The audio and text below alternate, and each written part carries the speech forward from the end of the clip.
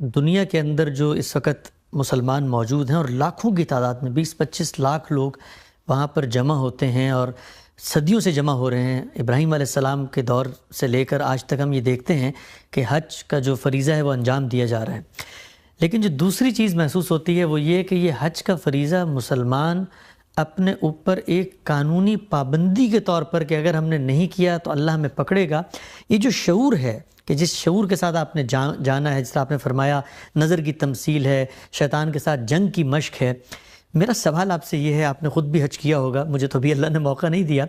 لیکن آپ نے یہ دیکھا ہوگا کہ ایک بڑی تعداد انسانوں کی وہ اس سے بالکل غافل ہے، یعنی وہ حج کو محض چند فقہی قسم کی عبادات کا مجموعہ سمجھتی ہے۔ اس کی وجہ کیا ہوئی کہ لوگ اس فلسفہ حج سے غافل ہو گئے؟ یہ معاملہ آپ اگر غور کر کے دیکھیں تو کیا صرف حج اور عمرے کے ساتھ ہے، قربانی کے ساتھ ہے، نماز کے ساتھ بھی یہ صورتحال ہے۔ اس کے بارے میں بھی ہم بچوں کو یہی بتاتے ہیں کہ یہ ایک فرض ہے جو تمہیں ادا کرنا ہے، یعنی میرے اندر اپنے پروردگار کی طرف کیا میلان ہونا چاہیے، کیا محبت ہونی چاہیے، اس کی معرفت کے کیا نتائج نکلنے چاہیے، میں اس کو پہچان لوں تو میرا کیا رشتہ وجود میں آنا چاہیے۔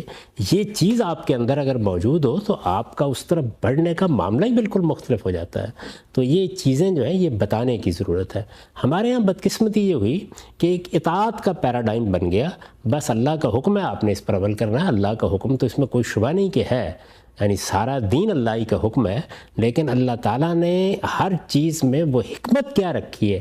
اس کے کیا اسرار ہیں، ان کو سمجھنا، ان کو جاننا یہ بڑی ضروری بات ہے۔ ہمارے ہاں جن علماء نے اس پر کام کیا ہے ان کے کام کی قدر و قیمت کو سمجھنا چاہیے۔ جیسے مثال کے طور پر شاہ ولی اللہ ہیں جن کی حجت اللہ البالغہ ہے، تو اس میں وہ یہی بتانے کی کوشش کرتے ہیں کہ وہ کیا اسرار ہیں، کیا حکمتیں ہیں جو عبادات میں اللہ کے دوسرے احکام میں پوشیدہ ہوتی ہیں۔ قرآن مجید جگہ جگہ ان کو خود نمایاں کرتا ہے، جیسے میں نے ابھی نماز کی مثال دی، روزے ہی کو آپ دیکھ لیجئے، یعنی آیت شروع ہوتی ہے جس میں روزے کی فرضیت کا حوالہ دیا گیا ہے، تو لعلکم تتقون، یعنی اس کا ایک مقصد بتایا گیا ہے، وہ مقصد متعین کیا گیا، پھر اس کے لیے خاص فضا ہے، اس کو اس سے متعلق کیا گیا، یعنی وہ مہینہ جس میں قرآن نازل ہوا ہے رمضان کا مہینہ۔ تو ایسے ہی جب ہم حج پر بھی تفصیلی گفتگو کریں گے تو آپ کو معلوم ہوگا کہ یہ عبادت کا منتہائی کمال ہے، یعنی پرستش، اطاعت، اور اس کے بعد اپنے آپ کو نظر کر دینا۔ تو یہ نظر کی تمثیل ہے،